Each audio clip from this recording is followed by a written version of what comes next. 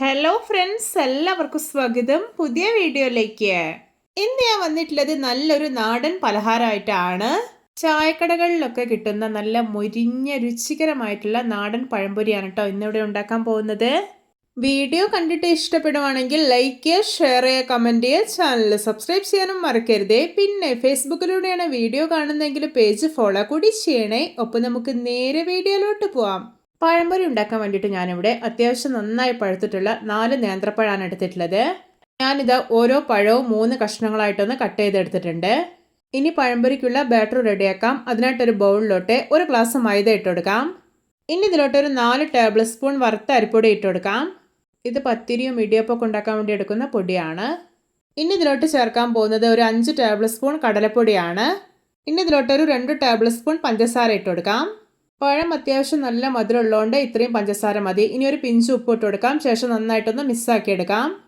ഇനി ഇതിലോട്ട് കുറേശ്ശെയായിട്ട് വെള്ളം ഒഴിച്ചു കൊടുക്കാം. എന്നിട്ട് ഒട്ടും കട്ടകളൊന്നും ഇല്ലാതെ മിക്സാക്കി എടുക്കാം. മാവിലോട്ട് കുറേശ്ശെയായിട്ട് വെള്ളം ഒഴിച്ചിട്ട് വേണം മിക്സ് ചെയ്തെടുക്കാനായിട്ട്. അപ്പോഴേ മാവിൻ്റെ കറക്റ്റായിട്ടുള്ള പാകം അറിയാൻ കഴിയൂ.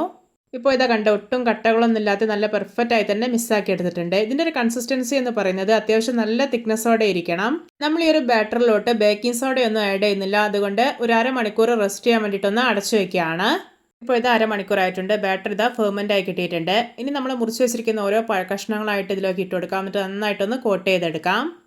ഞാനിതാ പഴംപൊരി ഫ്രൈ ചെയ്യാൻ വേണ്ടിയിട്ട് ഇവിടെ ഒരു കടായിൽ എണ്ണ ഒഴിച്ച് നന്നായിട്ട് ചൂടാക്കി എടുത്തിട്ടുണ്ട്. ഇനി കോട്ട് ചെയ്തെടുത്തിട്ടുള്ള കഷ്ണങ്ങൾ ഇതിലോട്ട് ഇട്ട് കൊടുക്കാം.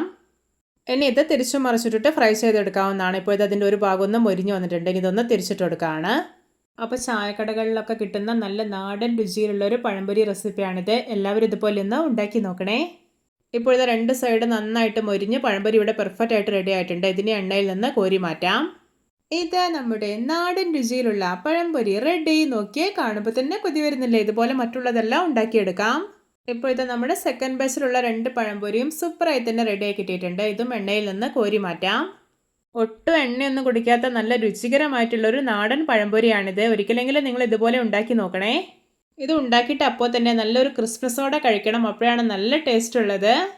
അപ്പോൾ എത്ര ഈസി ആയിട്ടാണല്ലേ നമ്മുടെയൊക്കെ വീട്ടിൽ എപ്പോഴും ഉണ്ടാകുന്ന വളരെ കുറഞ്ഞ ഇൻഗ്രീഡിയൻസ് ഉപയോഗിച്ചിട്ട് ഈ ഒരു നാടൻ പഴംപൊരി റെഡിയാക്കി എടുത്തിട്ടുള്ളത്. എല്ലാവർക്കും എൻ്റെ ക്രിസ്പി ആൻഡ് ടേസ്റ്റി നാടൻ പഴംപൊരി ഇഷ്ടപ്പെട്ടെന്ന് വിചാരിക്കുന്നു. ഇഷ്ടപ്പെട്ട സപ്പോർട്ട് ചെയ്യാൻ മറക്കരുത്. അപ്പോൾ ഇതുപോലെയുള്ള വെറൈറ്റി വീഡിയോകളായി നമുക്ക് വീണ്ടും കണ്ടുമുട്ടാം. Okay, bye bye.